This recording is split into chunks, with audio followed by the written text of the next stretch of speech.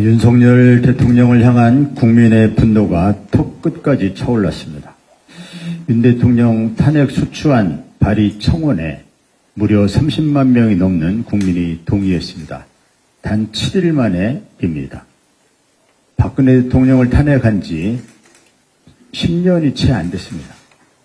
또 한 번 대통령 탄핵에 거론되는 것은 분명 모두에게 불행한 일입니다만 안타깝게도 이대로라면 미래에 더 큰 불행을 피할 수 없어 보입니다.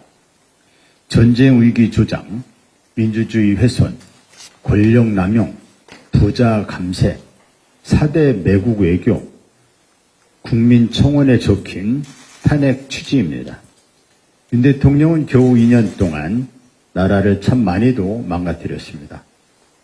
해병대 수사단장에 대한 외압 행사, 윤석열, 김건희 일가 부정비리와 국정농단, 평화통일 의무 위반, 강제징용, 친일 해법 관련 대법원 판결 부정, 후쿠시마 핵폐기수 방조로 국민 생명권 침해, 국민청원에 적힌 탄핵 사유들입니다. 2년 동안 참 많이도 범죄 혐의를 쌓았습니다.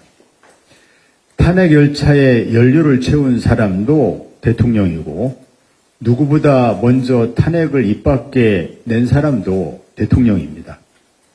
국민의 탄핵 청원은 대통령의 자업자득입니다.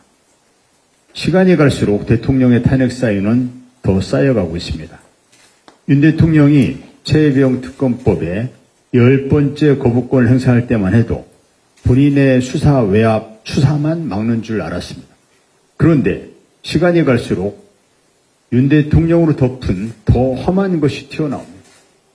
김건희 씨 주연의 파묘가 대중 앞에 드러나고 있습니다.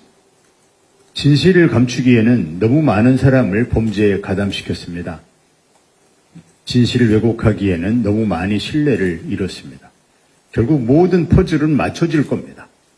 윤 대통령의 거부권 행사가 김건희 씨의 국정농단을 덮기 위한 권력남용의 소막이었다는 사실도 확인될 겁니다. 윤 대통령이 최혜병 특검을 거부한 진짜 이유가 드러나고 있는 이상 두 번째 최혜병 특검법은 거부할 수 없을 것입니다. 만약 윤 대통령이 또 한 번 거부권을 행사한다면 이제는 윤석열 파면으로 가는 윤석열 특검을 받아야 할 겁니다. 그때는 저희 조국혁신당이 준비하는 윤석열 특검이 기다리고 있을 것입니다.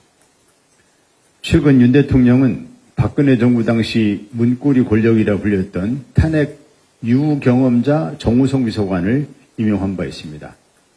일각에선 궁지에 몰린 윤 대통령이 탄핵 소추 이후 상황을 대비한다는 의구심을 제기하고 있습니다. 그러나 윤 대통령이 벤치마킹해야 될 대상은 박 전 대통령보다는 닉슨 대통령에 가깝습니다. 닉슨은 자신과 주변의 범죄 혐의를 감추기 위해 특검을 해임하는 등 수차례 수사를 방해했습니다.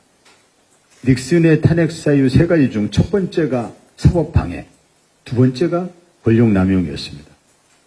닉슨은 탄핵 표결 직전 마지못해 하야했습니다. 최고 헌법기관으로서 국민 안위와 국가 이익은 뒤로 하고 사익을 위해 습관성 권력 남용을 저지른 닉슨과 윤 대통령 두 사람의 행로는 닮아 있습니다. 같은 길을 걸어간다면 종착지도 다르지 않을 것입니다.